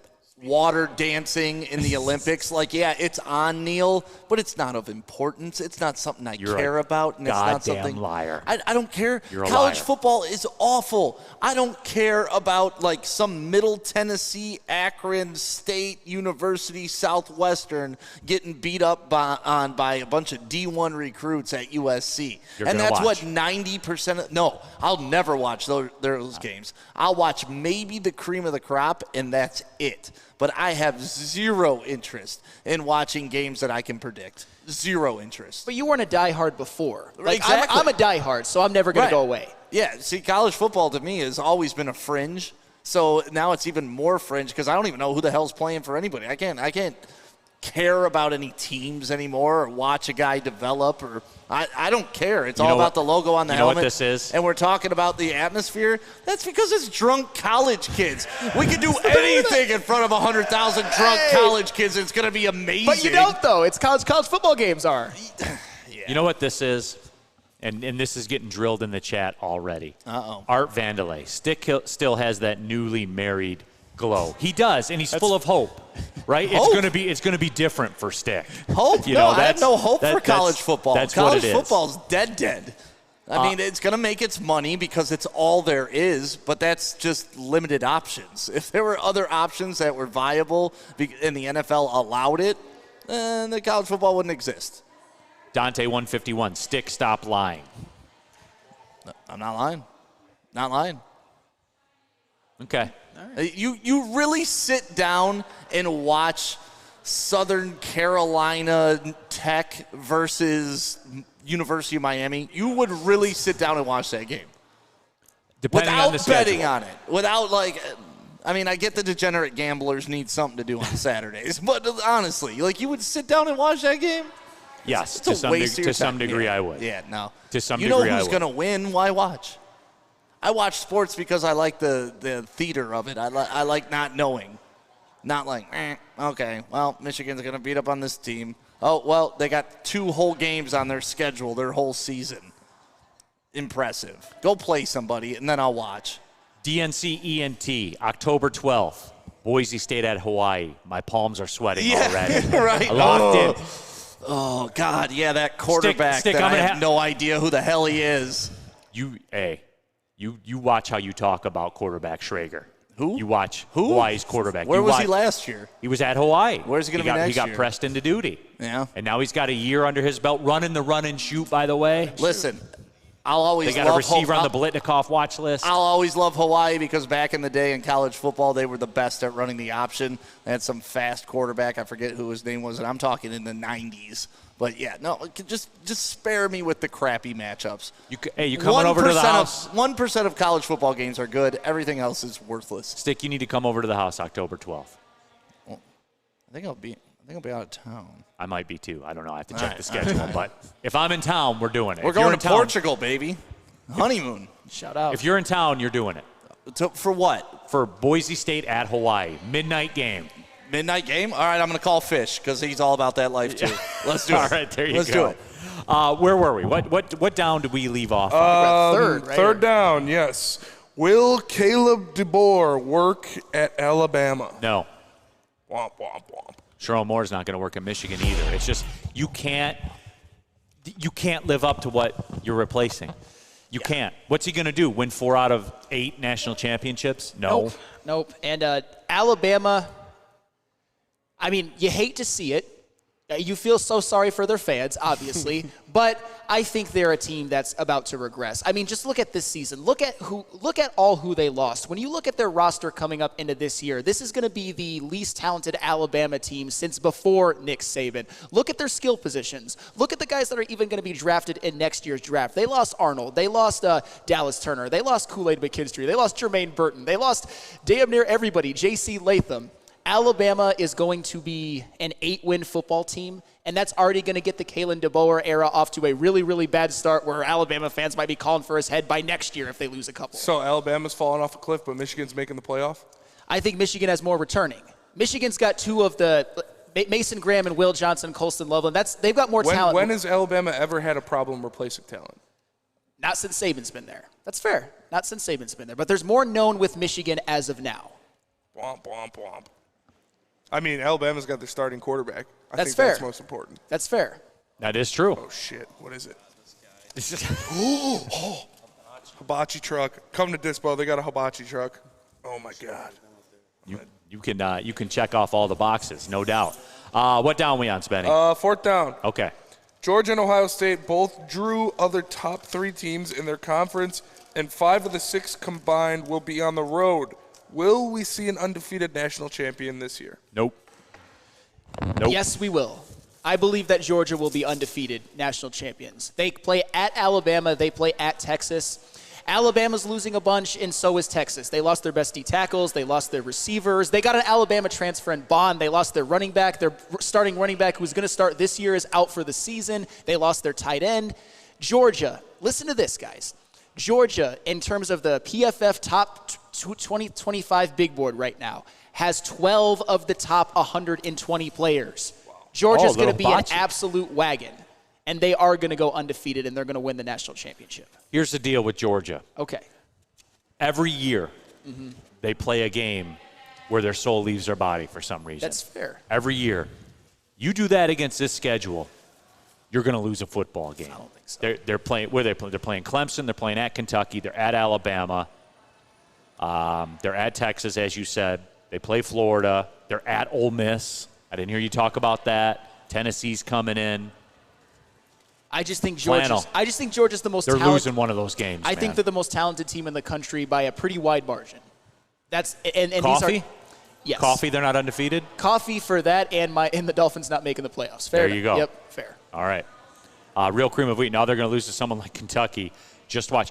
They have a game every year. Where last year it was against Kent State or whatever it was. Like they have a game every year where it's unexplainable. But they always overcome it. At least in the last few years they have. They always play it a little bit too close and they win.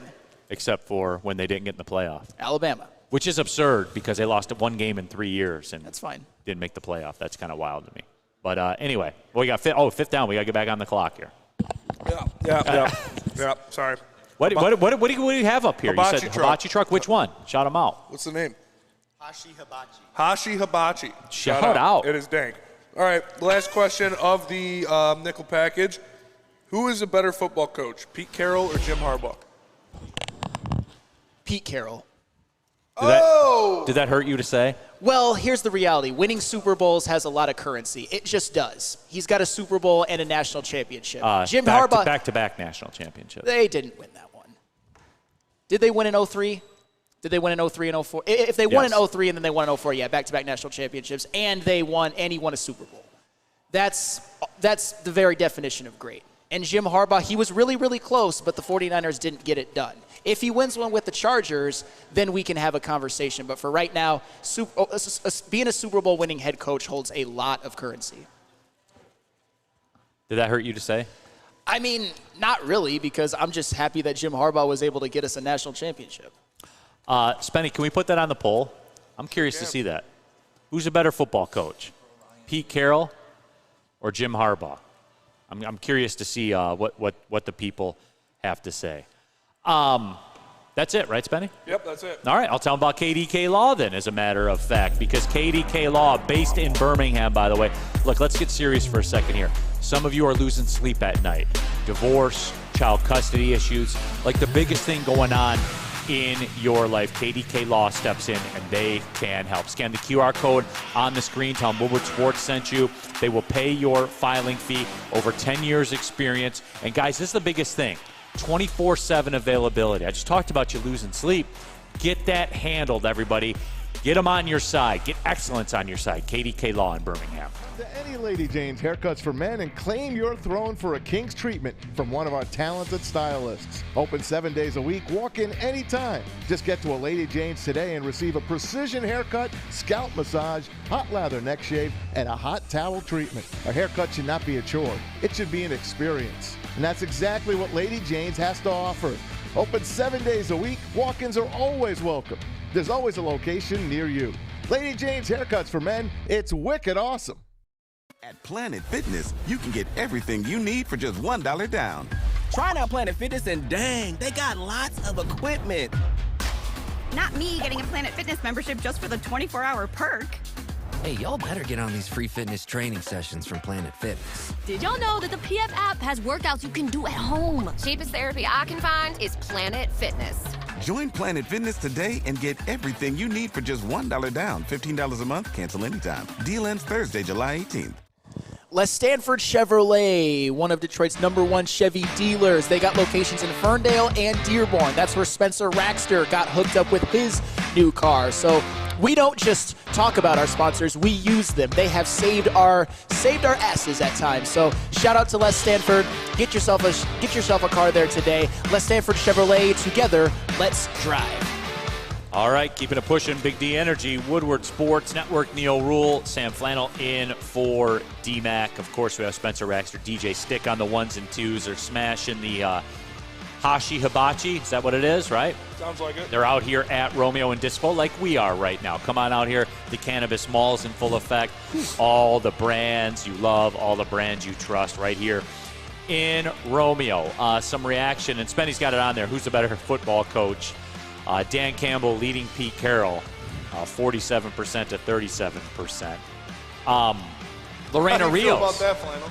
I mean, if I were choosing a coach today, I'd rather have Dan Campbell. If we're talking about all-time resumes, Pete Carroll clears everyone on this list. Speaking of that, Lorena Rios. Carroll left USC before the cheating penalties kicked in. And that's where Harbaugh and Carroll are on the exact same footing. Their resumes are the same. That's fine. Stayed one step in front of the law. And Pete Carroll is USC royalty, or at least he should be. He brought them back to heights they hadn't been at in a very, very long time. USC was dead before Pete Carroll got there. I know, I understand. Do a little bit more, and then you can have a better resume than Pete Carroll. I hope he does. I'd rather have him right now than Pete Carroll. I'd rather have him right now as my coach than anybody on this list. It is a nickel package Friday, one that we like doing here, and the people said that they like it. You guys said that they like it. Sports media nickel package. Let's do it. Just a little off the beaten trail a little bit. You know what I'm saying? I like it. Just take a look at what we're watching, and for the posers like DJ Stick out there that saying, I'm not watching college football. That was a good hibachi. Yep. It was very good. Shout out Hashi Hibachi. Shout out Hashi Hibachi, All right, everybody. first question of the Sports Media Nickel Package. The NBA Christmas Day schedule got leaked. With the NFL now playing on Christmas Day, does it even matter for the NBA what the schedule is? No, and college Yeah, football. fuck the NFL for that. And look. They're losers. And Christmas Day is big to you. You're a big NBA guy. I'm a big NBA guy. I love watching NBA on Christmas Day. Timberwolves, their first ever Christmas Day game. Hell yeah. Oh. Who is it, Timberwolves Nuggets? I can't remember. Yeah. But no one will remember because the NFL's on. And Flannel, like, it is, and it's an overriding thing. In college football, better be careful of this. And I know to some degree you can't be careful of it because the NFL woke up, I think, about a year ago and said, we're coming for all of it. We're just going to rule over everything and have every other sport. I mean, Stick is the primary example. If there's college football and NFL, what's he going to watch? Obviously, NFL.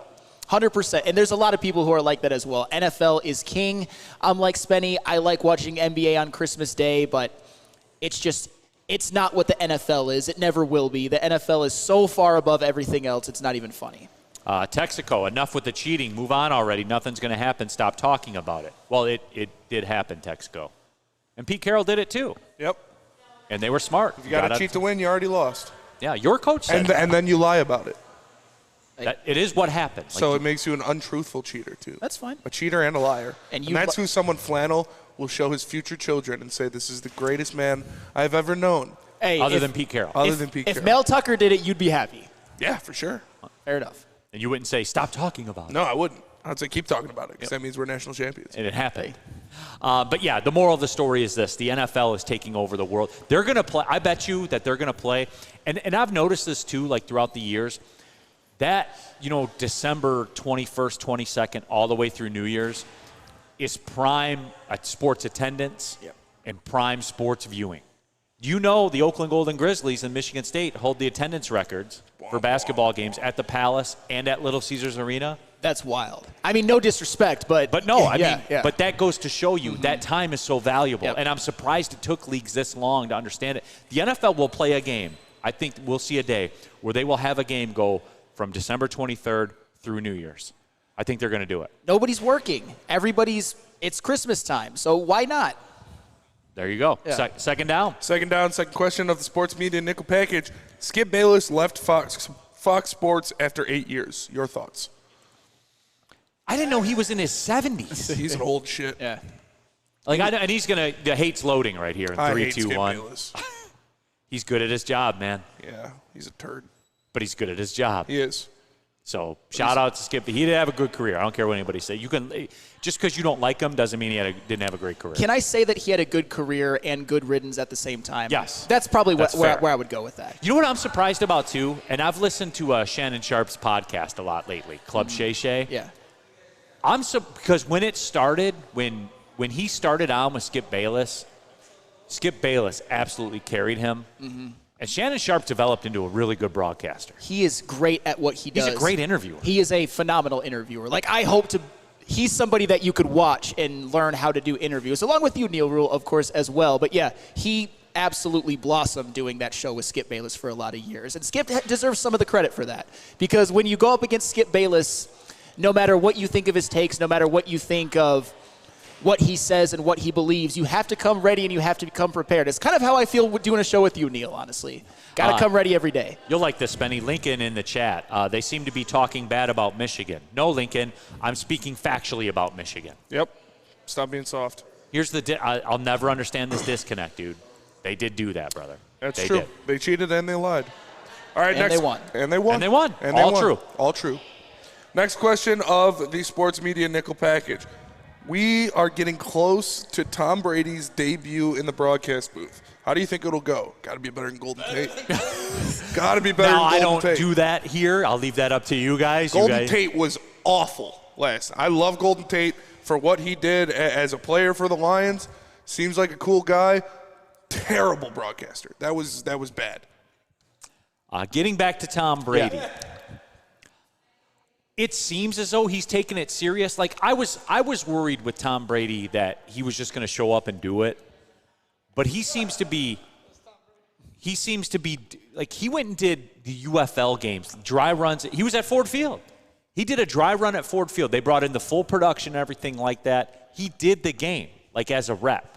I'm pretty impressed by that. I would say just based on that, I'm more hopeful than I probably was before. Well, Tom Brady to me is somebody, and I'm not as big a fan of as some, but I will also acknowledge one thing about Tom Brady. He is never satisfied.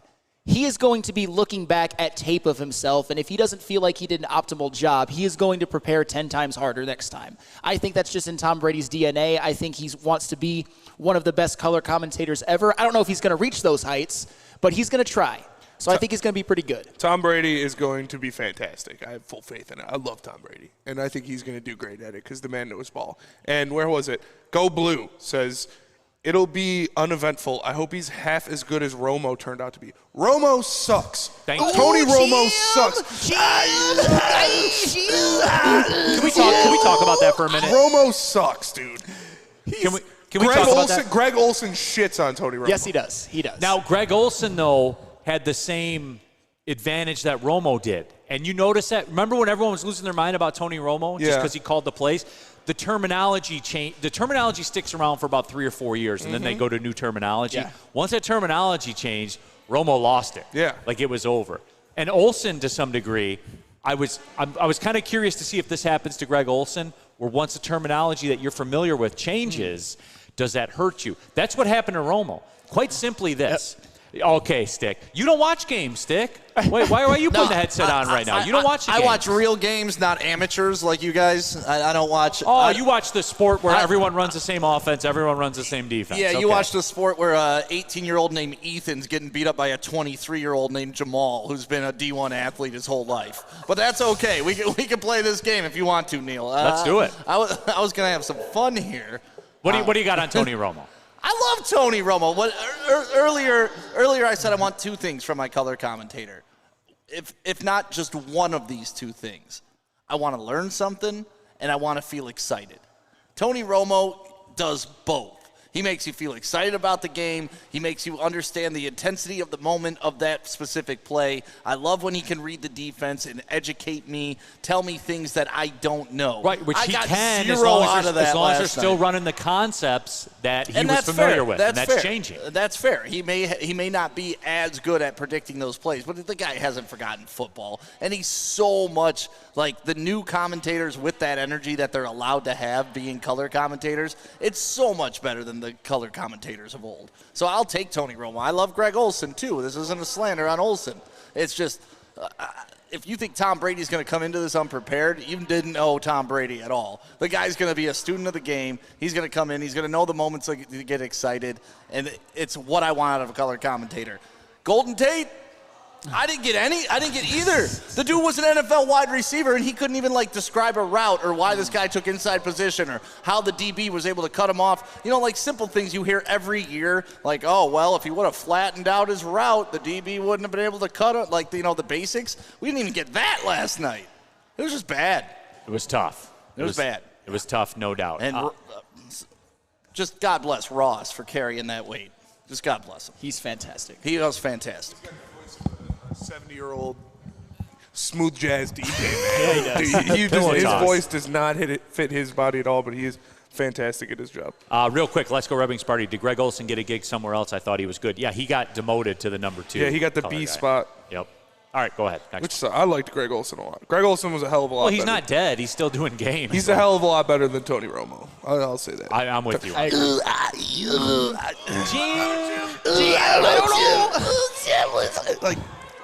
I don't know. Come on, Tony. All right, next up.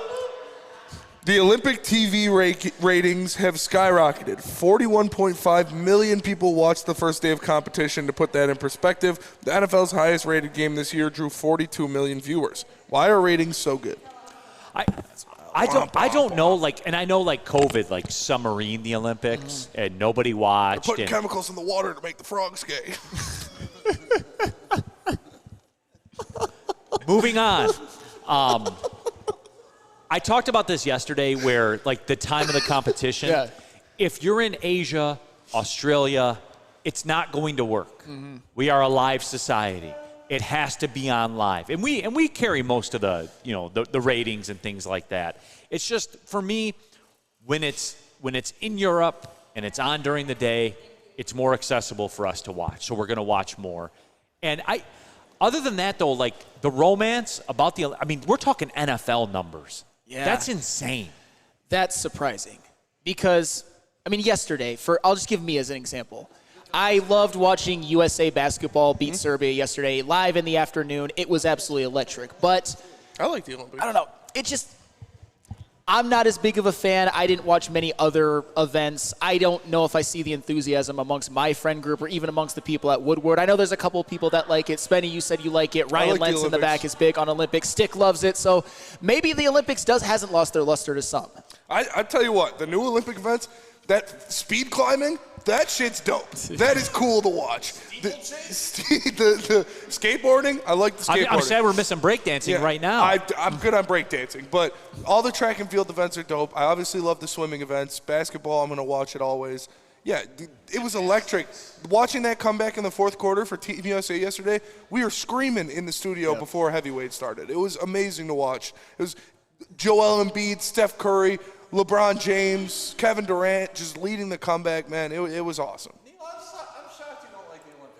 I do like the Olympics. I do. I do like the Olympics. I watched basketball yesterday, obviously, like everybody else but I'm did. shocked you're not all in on the Olympics. No, I'm not, man.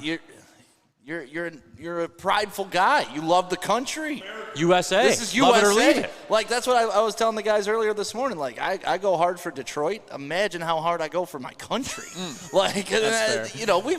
I was telling Corey the other day while we were sitting there watching, I was like, this is the best thing ever, the volleyball. I love watching them. It's your country's best versus our country's best. And we are up 30 medals over the entire world. Forget beating Cleveland. We're beating the entire world in everything. Yeah, take it.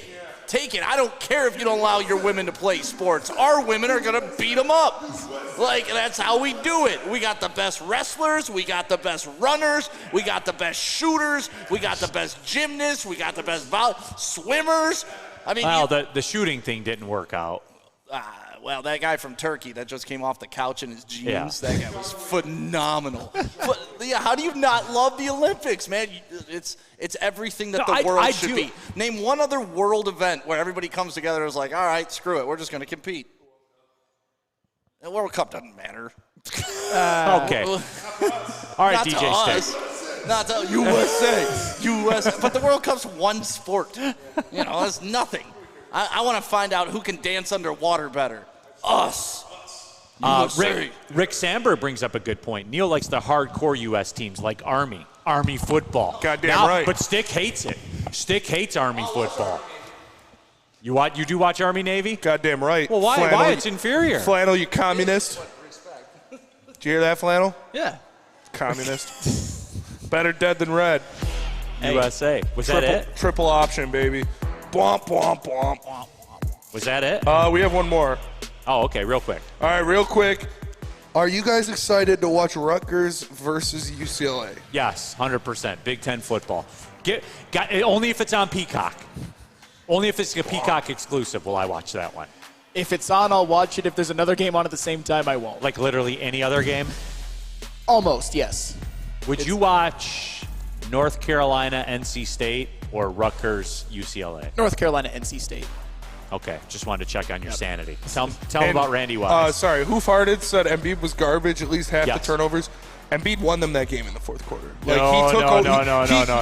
I know how much you love him. He was cooking Jokic in the fourth quarter. Oh, yeah, he embarrassed Jokic in the fourth quarter. Oh, yeah, when Jokic got his fourth foul called on him with 8 minutes to go, when they called and he got 4 embarrassed. fouls on Serbia in the span of about 40 seconds. And because Joel Embiid was absolutely abusing him in the post. He couldn't do anything about it. No.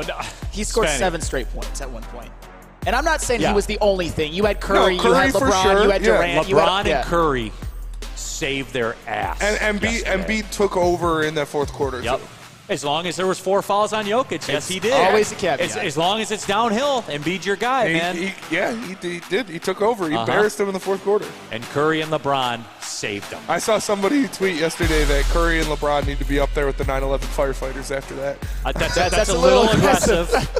Little aggressive. That's a little aggressive. Planet Fitness. Randy Wise. Randy Wise, the celebrity golf tool, the Randy Wise Automotive Team. We've got events coming up in August. We've had a couple that we've already been to, the Celebrity Golf Tour. It is absolutely electric. You can register to play in the tournament, register for our foursome. I don't know if that's still going on, but I think it probably is.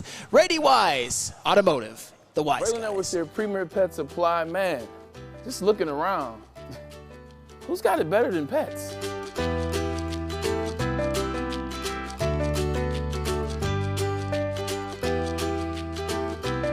Come on, a baby stroller for Coda?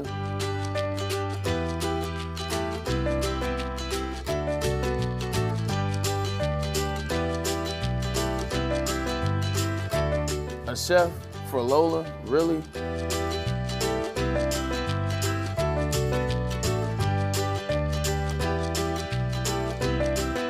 You don't have to tell me who the real boss here is. Who's got it better than pets? Nobody, especially here at Premier Pet Supply. For over 30 years and more than 13 locations, Premier Pet Supply has everything that your pet can dream of, and guess what? It's all under one roof. Premier Pet Supply, family owned, operated, and proud to call Metro Detroit home. Check out premierpetsupply.com or scan the QR code today. Who's got it better than pets? Nobody. Like I said yesterday, if you want a 3-piece combo with a biscuit, you don't got to go ask Kirby Joseph. You can just go to Soroki's. They got the best chicken out there, delicious New York-style pizza, and the best biscuits in the game. To find a location near you, go to Sorokis.com. They're all over the place. They just opened one in Madison Heights. Soroki's, now that's crisp. Back at it here live at Dispo in Romeo. Shout out to Sean and everybody here at Dispo in Romeo. They're first class all the time. Hashi Hibachi as well. DNC ENT he did my heavy lifting here. Embiid gave up back-to-back triple chance points. He gave up 6 straight rebounds. He got murdered in the interior. And he worked Jokic's life in the fourth quarter. What's Jokic going to do? He's Play got 4 defense. fouls. Play defense. He's got 4 fouls. He can't fall out of that game. You can't just give Embiid no credit for that. You can say that he on the glass he got killed a couple times, but he also made up for it on the other end. How did he get those 4 fouls? Because he had to guard Embiid, and Embiid was working him. Negative. That's what Negative, happened. dude. Yeah. That's what happened. No, negative. And look, the refs, we got bailed out by LeBron and Steph and by the officials. We just did. That's fine. America. Yeah, fuck Serbia. Yeah. Do you think they'll beat France? Yes.